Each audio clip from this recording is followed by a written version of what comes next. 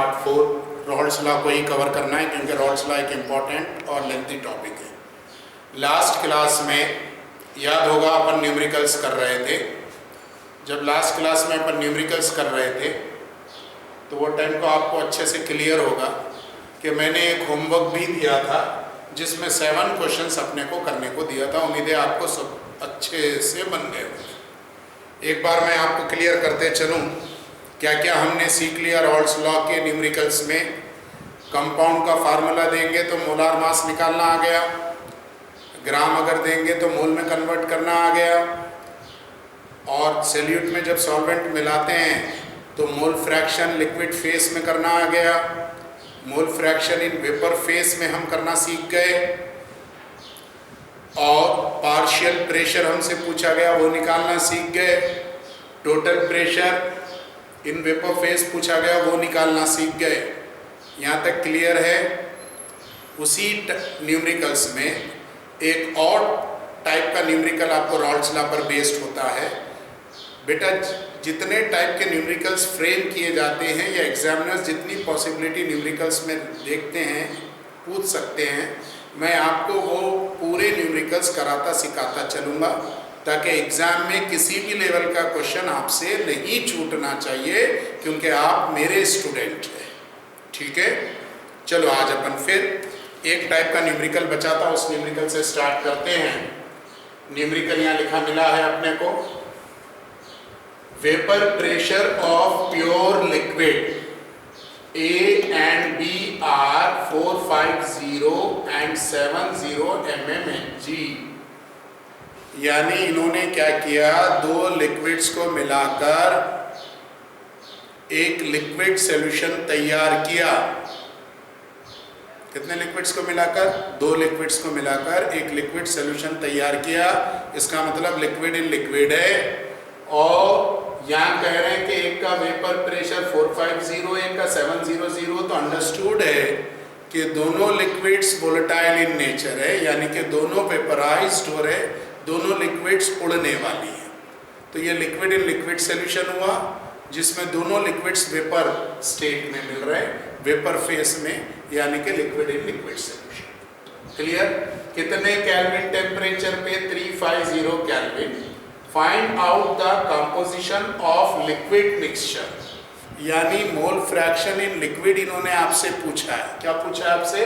Mole fraction in liquid mixture if total vapour pressure is 600 mmHg।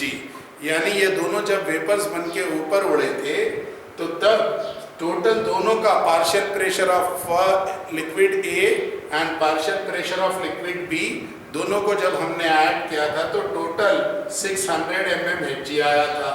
Also find the composition of vapour face, यानी कि यहाँ simple सीधी सी बात पूछी जा रही है कि आपसे मोल फ्रैक्शन लिक्विड फेस में भी पूछा जा रहा है और मोल फ्रैक्शन वेपर फेस में भी पूछा जा रहा है। लिक्विड और वेपर दोनों फेस में हमें मोल फ्रैक्शन निकालना होगा।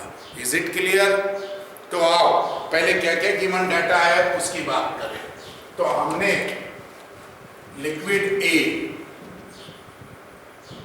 सॉल्यूशन, लिक्विड A का P0A कह सकता हूं, इन्होंने मुझे 450 mmHg एंड लिक्विड B का P0B 7 mmHg and total pressure इन्होंने दिया 600 mmHg। अच्छी बात है, कहीं भी हमें यूनिट कन्वर्ट करने को नहीं मिली। Is it clear? कोई डाउट? अब हमें मालूम है P टोटल बराबर होता है पार्शियल प्रेशर, वो P टोटल बराबर होता है partial pressure of A plus partial pressure of B, और पार्शियल प्रेशर ऑफ A बराबर होता है XA P0A plus XB P0B। यहाँ तक क्लियर है? यानी ये XA हमें मालूम नहीं है, P0A तो गिवन है, XB की जगह हम लिख सकते, क्या लिख सकते? 1 - XA तो अब डाटा पुट करेंगे। पी टोटल उन्होंने दिया 600 यूनिट्स, नहीं लिख रहा, अंडरस्टूड है। X A 450 plus X B 700 1 minus X A, इसको ओपन कर लिए तो 600 बराबर हो गया X A 450 plus 700 minus 700 X B. 450 चला गया 700 में से, तो कितना बच गया 250, और ये 700 इधर ले आए तो माइनस 700, तो मैं 600 minus 700 equals to minus 250 x b बच रहा है। कैसे, एक स्टेप बढ़ा देता हूं ताकि क्लियर रहे आप लोगों को।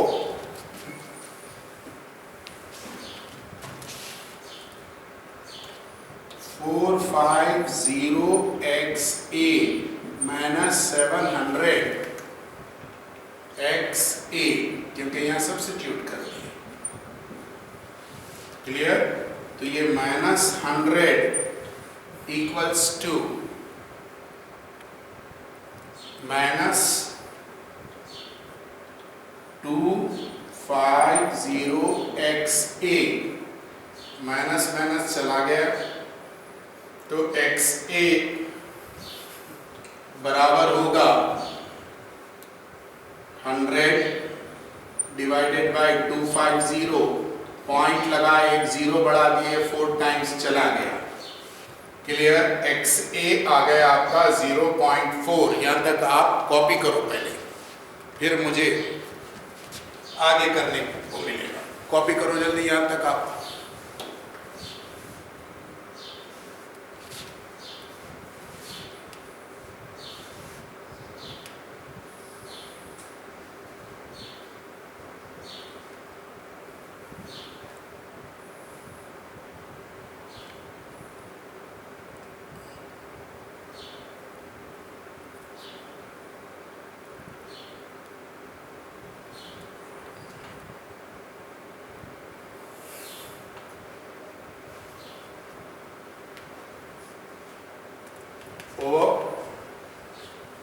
नेक्स्ट मेरे पास एक्स ए आ गया, यानी कि mole fraction of volatile liquid A, तो एक्स ए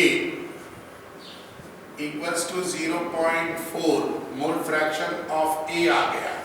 मुझे ये फार्मूला मालूम है, एक्स बी बराबर होता 1 माइनस एक्स ए, तो यहाँ पर 1 माइनस 0.4 अगर मैं वर्कआउट करता हूँ तो मेरे पास एक्स बी आ गया 0.6, यानी कि जो वोलेटाइल लिक्विड ए है उसका लिक्विड फेस में मोल फ्रैक्शन 0.4 है, और जो वोलेटाइल लिक्विड एक्स बी है उसका लिक्विड फेस में मोल फ्रैक्शन 0.6 है, 0.6। कॉपी कर लो।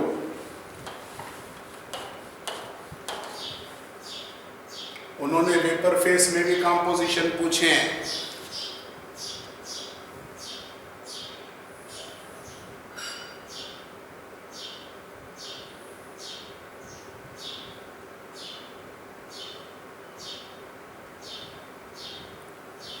Over now the composition in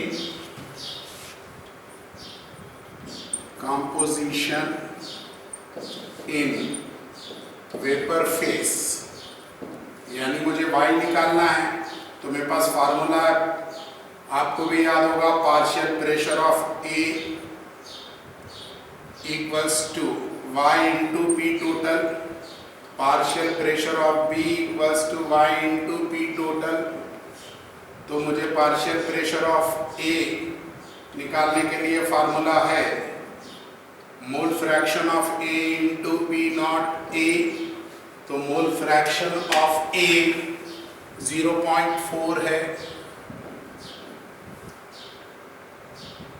P not A 450 है, तो ये मेरा पार्शियल प्रेशर आ गया। अब पार्शियल प्रेशर में टोटल लगा दूं, यानी कि वाई ए निकालने के लिए P bar A divided by P T, यानी 0.4 into 450 divided by 600। Is it clear? Point हटा, एक और जीरो नीचे आ गया, 0 0 चला गया।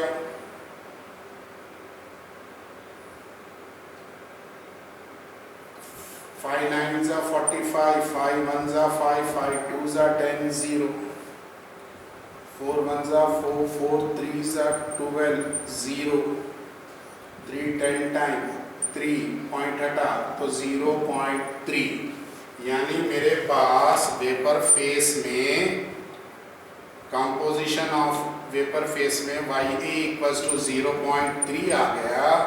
तो वाई बी वही फार्मूला 1 माइनस वाई ए, यानी कि 1 माइनस 0.3 इक्वल्स टू 0.7। कॉपी कर लो बेटा,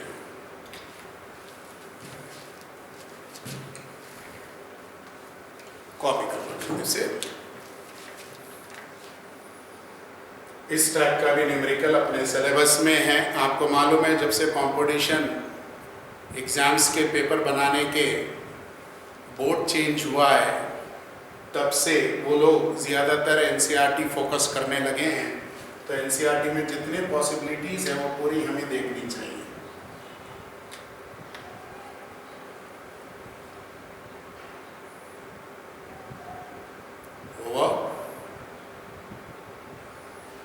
अगर इतने आप सीख गए हो तो रॉल्स लॉ में वोलेटाइल लिक्विड में वोलेटाइल लिक्विड्स वाले न्यूमेरिकल्स पर अपने को कमांड आ गया है। और आपको मालूम था, पहले भी बताया गया है कि सिलेबस में हेनरी लॉ के साथ साथ रॉल्स लॉ है, और रॉल्स लॉ में 2 टाइप के इन्होंने अपने सिलेबस में सॉल्यूशंस दिए। एक में लिक्विड इन लिक्विड है और एक में सॉलिड इन लिक्विड है। तो अभी हमने लिक्विड इन लिक्विड की बात करी, और theoretical part solid in liquid का अपन ने पहले भी देखा था। आज एक बार मैं उसको आपको फिर से बताते चल रहा हूं। मेरे पास एक वोलेटाइल लिक्विड है। कौन सी लिक्विड है? वोलेटाइल लिक्विड है। और वोलेटाइल लिक्विड है तो भाई वो वेपराइज तो होगी। तो ये जो सरफेस के मॉलिक्यूल्स है ये पूरे वेपराइज्ड होने वाले हैं। सरफेस के जो मॉलिक्यूल्स हैं ये पूरे वेपराइज्ड होने वाले हैं। जब ये सरफेस के मॉलिक्यूल वेपराइज्ड हो रहे तो मैंने इसके अंदर नॉन वोलेटाइल सॉल्यूट मिला दिया। वे आप याद रखेंगे, नॉन वोलेटाइल सॉल्यूट को हम कंपोनेंट 1 या XA मानेंगे, और वोलेटाइल लिक्विड को कंपोनेंट 2 या XB मानेंगे। नॉन वोलेटाइल सॉल्यूट मिला दिया, वोलेटाइल कंपोनेंट मिला, वोलेटाइल सॉल्वेंट में नॉन वोलेटाइल को मिलाया। अच्छे से बात समझ में आ रही? उड़ने वाली लिक्विड सॉल्वेंट में नहीं उड़ने वाले सॉलिड को मिलाया, तो ये सॉल्यूशन हुआ सॉलिड इन लिक्विड। कौन सा सॉल्यूशन हुआ? ये सॉलिड इन लिक्विड सॉल्यूशन हुआ। तो आपको मालूम है, पहले भी देख चुके। तो P टोटल हमसे पूछा गया, तो हम बोलेंगे पार्शियल प्रेशर ऑफ A, क्योंकि उड़ने वाले को अपन A सॉल्वेंट मान रहे हैं, नहीं उड़ने वाले को सॉल्यूट। तो वो जो नहीं उड़ने वाला है वो तो 0 देगा। तो P टोटल बराबर हो गया अपने पास, P बार A की जगह हम लिखेंगे XA और P नॉट A, क्योंकि हमें मालूम है P बार A बराबर होता XA और P नॉट A। इसमें बिल्कुल कंफ्यूज मत होना। P बार का मतलब पार्शियल, P नॉट का मतलब प्योर, और XA की जगह हम लिख सकते PT equals to 1 minus XB into P naught A। यहाँ तक क्लियर है? अब इसके लिए एग्जाम्पल सुनो। हमने सॉलिड मिलाया, हमने सॉलिड क्या मिलाया? यूरिया मिलाया। मान लो सपोज करो हमने थोड़ा सा यूरिया 1 kg वाटर में मिलाया तो वेपर प्रेशर डिक्रीज हुआ। अगर हमने यूरिया की जगह ग्लूकोज भी 1 kg वाटर में मिलाएंगे तो वेपर प्रेशर डिक्रीज ही होगा और उसी लेवल से डिक्रीज होगा। इसका क्या मतलब हुआ? ग्लूकोज का मॉलिक्यूलर फार्मूला अलग है, उसका कैरेक्टर, उसकी केमिकल प्रॉपर्टीज अलग है। यूरिया उसका मॉलिक्यूलर फार्मूला अलग है, उसका कैरेक्टर, उसकी केमिकल प्रॉपर्टीज अलग है। मगर जब वो वोलेटाइल सॉल्वेंट में मिला रहे हैं तो उनके जो मोल्स हैं वो सरफेस पर आकर जगह घेर रहे हैं, जिसके कारण वोलेटाइल लिक्विड जो सरफेस से ऊपर उड़कर जा रही थी वो उसके पास जगह कम हो गई, तो वो कम उड़ेगी। अब क्यों? क्योंकि सरफेस पे सॉल्यूट सॉल्वेंट का इंटरेक्शन हुआ, सॉल्यूट भी है सॉल्वेंट भी है, तो सरफेस पे सॉल्वेंट के मॉलिक्यूल्स कम हो गए, सरफेस पर उड़ने वाले मॉलिक्यूल्स का नंबर कम हो गया, संख्या कम हो गई, तो कम उड़ेंगे तो वेपर प्रेशर तो सॉल्यूशन का डिक्रीज ही होगा। ये नेचर पर डिपेंड नहीं करता है। अच्छे से बात समझ में आ गई? इसको अपन ने पहले भी देखा था। अब हमने क्या मिलाया? सॉलिड में सॉलिड हमने लिया और उसको वोलेटाइल लिक्विड में मिलाया, तो इस सॉल्यूशन का नाम हुआ सॉलिड इन लिक्विड। पहले हमने क्या देखा था? Liquid in liquid. चलो इसकी डिफिनेशन लिखो, यहां पर लिखी हुई है, इसको कॉपी करो। Raoult's law can be state as, ये डिफिनेशन तुम लिखोगे सॉलिड इन लिक्विड के लिए, सॉलिड इन लिक्विड के लिए। और लिक्विड इन लिक्विड पहले लिखा चुका हूं, याद है, फॉर ए वोलेटाइल कंपोनेंट्स के जो डिफिनेशन थी। Raoult's law can be state as for any solution, किसी भी सॉल्यूशन के लिए, the partial vapour pressure of each volatile component, partial vapor pressure of each volatile component in the solution is directly proportional to its mole fraction। बेटा यहां तक आपको copy करना है, जल्दी कॉपी करो, मैं आपको 2 मिनट दे रहा हूं, कॉपी करो जल्दी, जल्दी कॉपी करिए।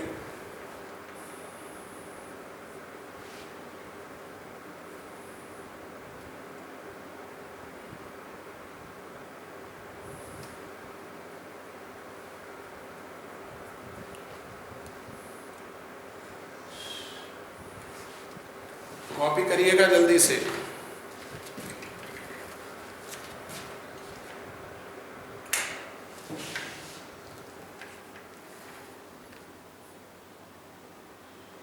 कॉपी कर लिए? बहुत इंपॉर्टेंट बात, वेरी वेरी इंपॉर्टेंट, कंपटीशन में इससे रिलेटेड पूछा भी गया, पूछा भी जा सकता है। अक्सर ऐसे क्वेश्चंस मैंने असर्शन और रीजंस में देखे थे। अब जो लिखा लिखिए, in solid in liquid solution, bracket में लिखो liquid volatile, in solid in liquid solution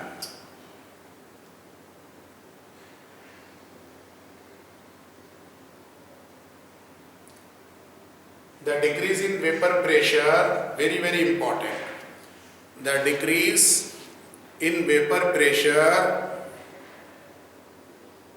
is independent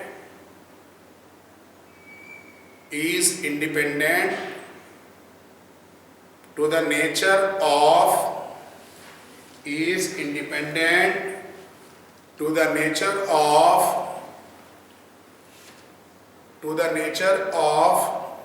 highlight करके लिखो, कलर चेंज करके लिखो, सॉलिड्स नॉन वोलेटाइल सॉल्यूट, क्योंकि कुछ सॉलिड्स वोलेटाइल भी होते हैं। सॉलिड नॉन वोलेटाइल सॉल्यूट, यानी जो आप नॉन वोलेटाइल सॉलिड लोगे उसके नेचर से वेपर प्रेशर डिक्रीज होने पे कोई इफेक्ट नहीं पड़ेगा। क्लियर? फॉर एग्जाम्पल यहाँ लिखा है उसको लिखो, फॉर एग्जाम्पल यहां से लिखिए, फॉर एग्जाम्पल यहां से लिखिए, इतना आप पहले लिख चुके हैं।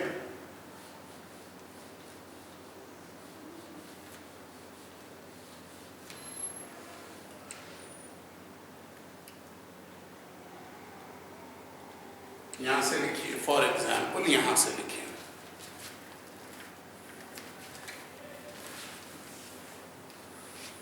Decrease in vapour pressure of water, water को अपन ने वेपराइज कर रहे माने टेम्परेचर 100 के ऊपर ही होगा, फिर तभी तो वेपराइज होगा।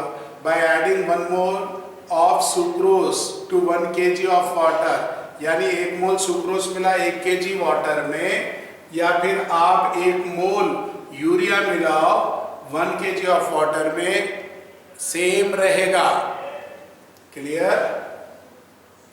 इसका मतलब डिपेंड नहीं कर रहा, किस पे डिपेंड नहीं कर रहा, नेचर ऑफ सॉलिड्स पे डिपेंड नहीं कर रहा। कोई डाउट नहीं? नेक्स्ट कॉपी कर लिए? क्लियर? कॉपी कर लिए बेटा? चलो अब हमें एक ग्राफ देखना है। पहले हमने देखा था ग्राफ जिसमें दोनों वेपराइज्ड हो रहे थे, तो वो ग्राफ था liquid in liquid, volatile solution बन रहा था। अब हम जो ग्राफ देख रहे हैं उसमें सिर्फ नॉन वोलेटाइल सॉलिड मिला रहे हैं, तो सॉल्वेंट वेपराइज हो रहा है, सॉल्यूट तो वेपराइज ही नहीं हो रहा है, सॉलिड सॉल्यूट तो सॉलिड है। तो मैंने ग्राफ बनाया, आपको मालूम है ग्राफ इस ढंग से बनता है।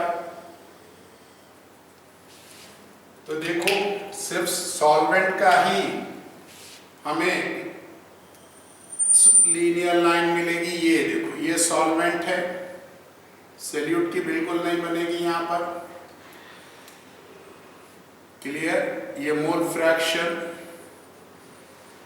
1 है, यहां हम वेपर प्रेशर लिख रहे हैं और यहां हम मोल फ्रैक्शन लिख रहे हैं। ये पार्ट, ये P0 ऑफ सॉल्वेंट जो वोलेटाइल है। क्लियर? कॉपी कर लो ग्राफ को, ग्राफ कॉपी करो।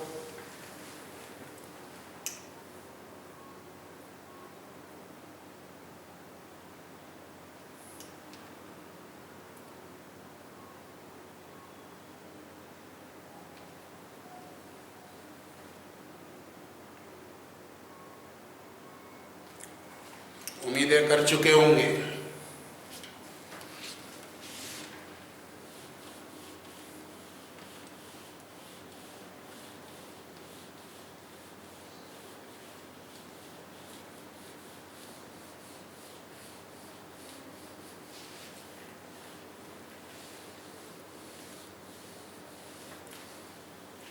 हो गया?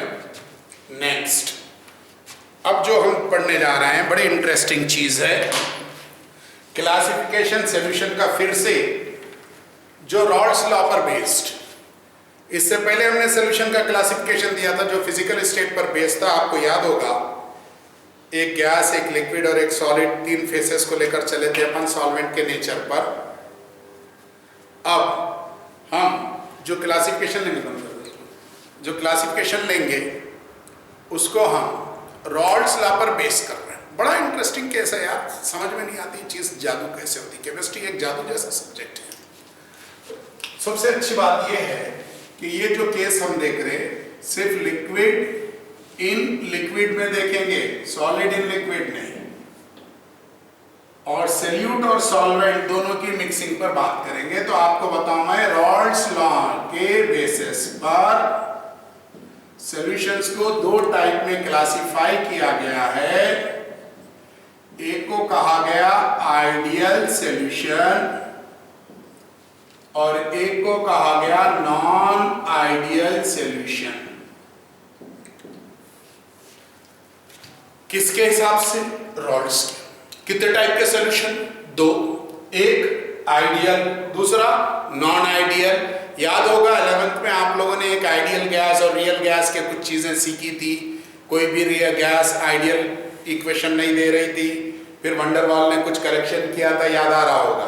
उसी टाइप से एक राज की बात बताऊं कि आइडियल सॉल्यूशन हम डंके की चोट पे कह रहे हैं, मगर सच्चाई ये है कि 100% आइडियल नहीं होता है, but nearer to the 100% ideal होता है। क्यों? आइडियल तो तब होगा जब सारे कैरेक्टर सेम हो जाएं, और सॉल्यूट और सॉल्वेंट में अगर सारे कैरेक्टर सेम हो जाएं तो वो दो सॉल्यूट और सॉल्वेंट है ही नहीं, वो कोई एक ही चीज हो सकती है। इसलिए जो नियरली आइडियल है, यानी कि नियरली 100% कैरेक्टर सिमिलर दे रहा है, उसको मैं आइडियल बोलूंगा, और जो बिल्कुल ही नहीं फॉलो कर रहा है उसको नॉन आइडियल। तो बोलो रॉल्स लॉ ने कितने टाइप के सॉल्यूशन बताए? दो। एक का नाम दिया आइडियल और एक का नाम दिया नॉन आइडियल। हमने पूछा भाई आइडियल कौन, तो रॉल्स ने बताया कि कहीं भी कंपोजिशन में जो रॉल्स लॉ को फॉलो करेगा वो आइडियल। और मैंने सॉल्यूशन का इधर उधर कहीं से कंपोजिशन उठाकर देखा, वो रॉल्स लॉ को फॉलो नहीं कर रहा, तो उसको मैं कह रहा हूं नॉन आइडियल सॉल्यूशन। इसको समझने के लिए बताया गया कि आइडियल सॉल्यूशन वो जिसमें change in volume delta V equals to 0 होगा और change in enthalpy delta H equals to 0 होगा।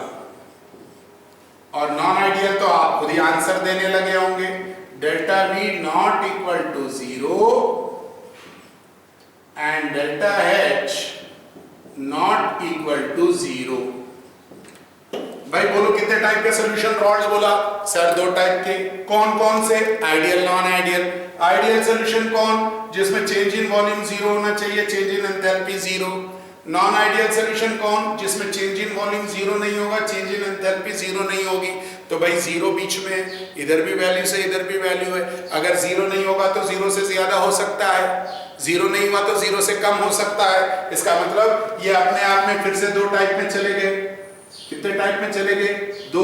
एक डेल्टा V और डेल्टा H ग्रेटर देन 0, दूसरा डेल्टा V और डेल्टा H लेस देन 0। तो जो ग्रेटर देन 0 है ये तो 0 से ज्यादा जा रहा तो वो पॉजिटिव होगा, और ये लेस देन 0 है तो 0 से नीचे जा रहा है तो नेगेटिव होगा। ये चार्ट आपको अच्छे से क्लियर रहना चाहिए। कोई डाउट बेटा? नहीं। बोलो रॉल्स के हिसाब से कितने टाइप के सॉल्यूशन? दो। एक वो आइडियल, दूसरा वो नॉन आइडियल। आइडियल वो जिसमें change in volume, change in enthalpy 0।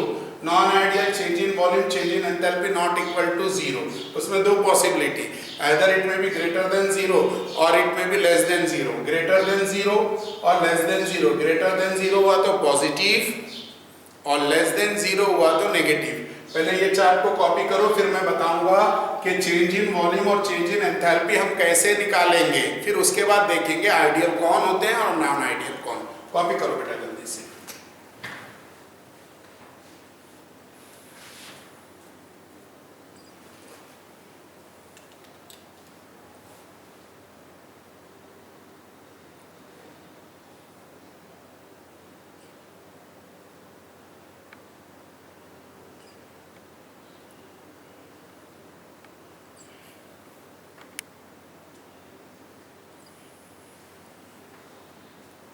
जल्दी कॉपी करो ये।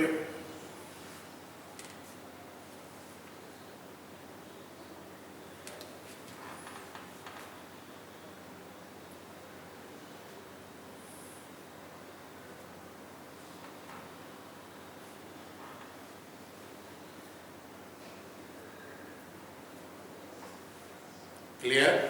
चलो अब मैं चेंज इन वॉल्यूम और चेंज इन एंथैल्पी कैसे, तो चेंज इन वॉल्यूम आसानी से आप सीख सकते हो, देख ले सकते हो। चेंज इन एंथैल्पी उसी से आइडिया लगा लेंगे। चेंज इन वॉल्यूम आप अपने घर में भी उसको एक्सपेरिमेंटली देख सकते हो, इसलिए मैं बता रहा हूँ आपको चेंज इन वॉल्यूम का कैसे देखते हैं। फॉर एग्जाम्पल देखो बेटा, एक मिल्क मैन ने, दूध वाले भैया ने मिल्क 4 लीटर लिया और उसमें उन्होंने वाटर 1 लीटर ऐड किया, तो टोटल कितना हुआ? 5 लीटर। ये उन्होंने सिर्फ पेज पे हिसाब लगा रहे हैं, तो ये वॉल्यूम उनका कैलकुलेटेड, वॉल्यूम उनका क्या है? कैलकुलेटेड। अब उन्होंने मेजरिंग फ्लास्क में डाला उस मिक्सचर को,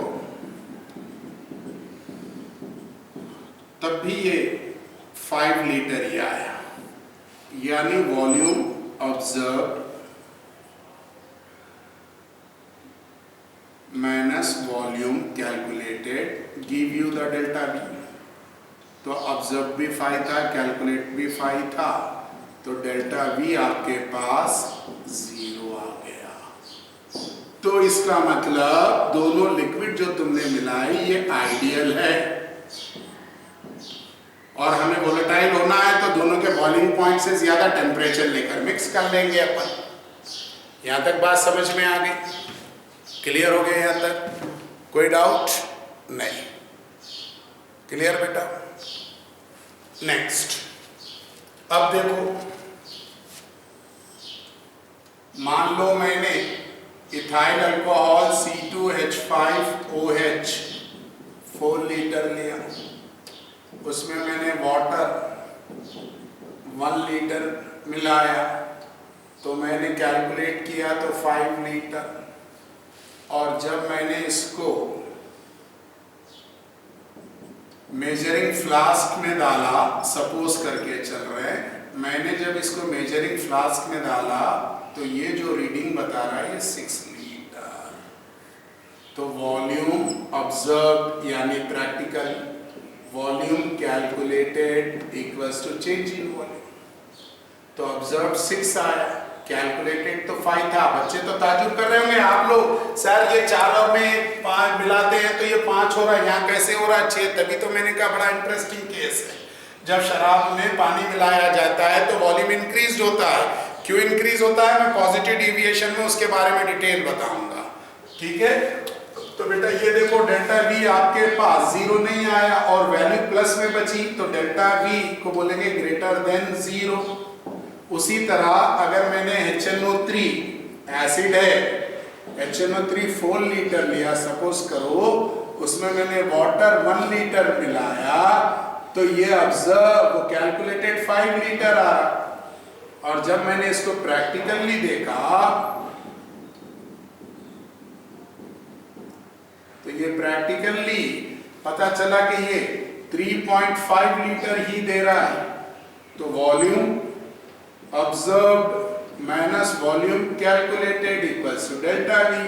तो 3.5 minus 5 equals to delta V, तो ये क्या आ गया? डेल्टा वी लेस देन 0 आ गया। तो ये नेगेटिव।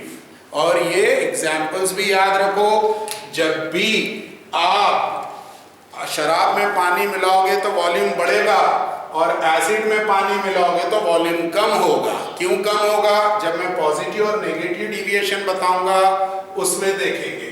अभी ये तेजी से बोर्ड का पूरा कॉपी करो, ये बहुत इंपॉर्टेंट है। इसके एग्जाम्पल्स याद रखना है, इसके ग्राफ याद रखना है, इसमें एजियोट्रॉपिक एक टर्म आएगा उसको याद रखना है, किसमें किसको मिलाते हैं तो पॉजिटिव सोल्यूशन देगा या पॉजिटिव डिविएशन देगा या negative deviation. Very very important है, इसलिए पहले कॉन्सेप्ट अच्छे से सीखो। इसको सीखो, मैं डेल्टा एच का कॉन्सेप्ट भी आपको क्लियर करता हूँ। कॉपी करो तेजी से,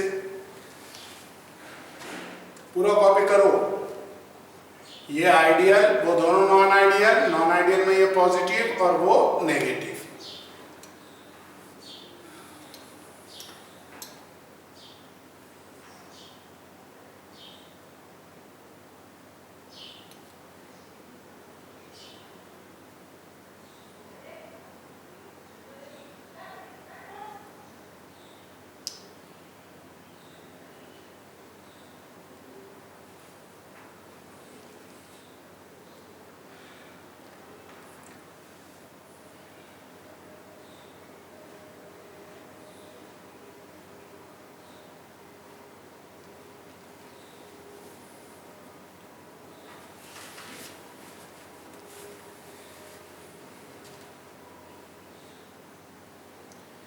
बेटा बार बार रिवाइज करना है, पहले की हर एक चीज आपको याद रखनी है, कोई भी चीज आपको भूलना नहीं है।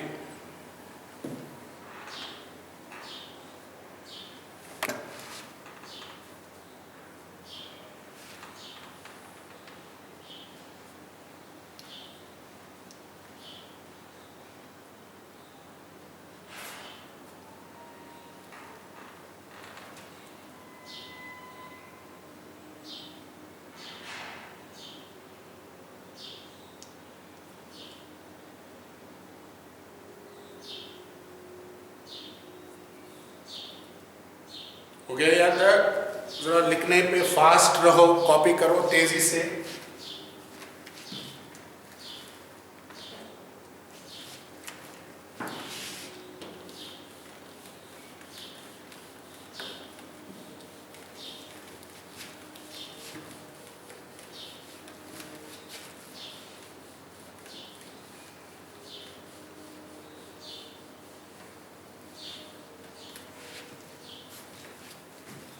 चल अब देखो, हम सॉल्यूट में सॉल्वेंट मिला रहे हैं, प्योर कंपोनेंट्स, एक सॉल्यूट और एक सॉल्वेंट, दोनों लिक्विड और दोनों लिक्विड इन लिक्विड सॉल्यूशन देखना है।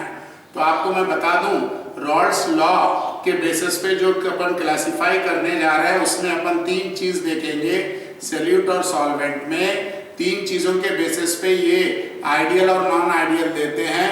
पहला हम देख रहे हैं shape of solute and solvent, दूसरा हम देखेंगे साइज, और तीसरा हम देखेंगे कैरेक्टर।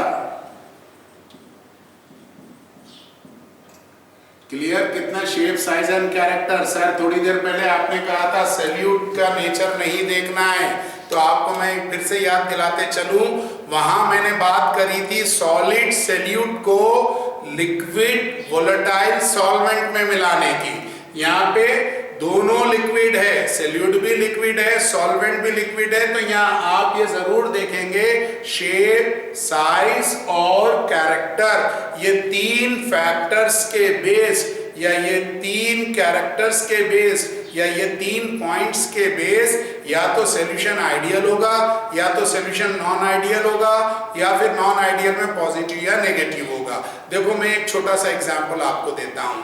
मेरे पास एक छोटा सा बैलून है, उसमें अगर मैं एयर फूंकता हूं, ब्लो करता हूं, फूंकता हूं, तो वो छोटा रहेगा कि बड़ा रहेगा? बताओ। नेचुरल बात है कि उसका साइज बढ़ जाएगा। जब उसका साइज बढ़ रहा है तो बेटा वॉल्यूम क्या हो रहा है? इंक्रीज हो रहा है। अच्छा बताओ, मैंने फूंका, एनर्जी अंदर गई, एंडोथर्मिक, और थर्मोडायनामिक्स कहती है कि अगर एंडोथर्मिक प्रोसेस है तो डेल्टा एच पॉजिटिव, यानी अगर वॉल्यूम पॉजिटिव आता है, डेल्टा वी ग्रेटर देन 0 आता है, तो डेल्टा एच भी ग्रेटर देन 0 ही आएगा। क्लियर? अब मैंने क्या किया, एक बड़ा वॉल्यूम था, बड़ा सा बैलून था जिसका वॉल्यूम ज्यादा था, मुझे उसका वॉल्यूम कम करना है, तो मैंने उसका माउथ खोला, थोड़ी सी एयर बाहर निकाल दी, बांध दिया, तो बोलो वॉल्यूम क्या हुआ? डिक्रीज। एनर्जी बाहर निकली, एक्सोथर्मिक, एक्सोथर्मिक में डेल्टा एच नेगेटिव, तो डेल्टा वी भी लेस देन 0 और डेल्टा एच भी लेस देन 0। अब मैंने सेम साइज वॉल्यूम सॉल्यूट और सेम साइज सॉल्वेंट को मिला रहा हूँ, ना वॉल्यूम बढ़ा रहा हूँ ना वॉल्यूम कम कर रहा हूँ, तो डेल्टा एच और डेल्टा वी 0 रहेंगे। उम्मीद है बेटा यहाँ तक अच्छे से आपको क्लियर हो गया होगा। हमारे पास दो तरह के सॉल्यूशंस थे, एक आइडियल और नॉन आइडियल। इसको क्लासिफाई किसने किया? रॉल्स ने किया। तो रॉल्स के बेसिस पे सॉल्यूशन को क्लासिफाई कर रहे हैं अपन, एक आइडियल और एक नॉन आइडियल। आइडियल सॉल्यूशन वो जो रॉल्स लॉ को हर कॉम्पोजिशन में फॉलो कर ले, यानी कि कहीं से भी आप सॉल्यूशन का कॉम्पोजिशन निकाल लो तो सॉल्यूट और सॉल्वेंट का delta S delta V equals to 0 ही आना चाहिए। Non ideal not equal to 0। आज का लेक्चर यहाँ ही रोक रहा हूँ मैं। नेक्स्ट क्लास वो भी वेरी इंपॉर्टेंट है, क्योंकि उसमें मैं एग्जाम्पल्स याद रखने के ट्रिक्स सिखाऊंगा, ग्राफ सिखाऊंगा, एजियोट्रॉपिक से आपकी मुलाकात करवाऊंगा। ओके, थैंक यू बेटा। घर में रहो, मगर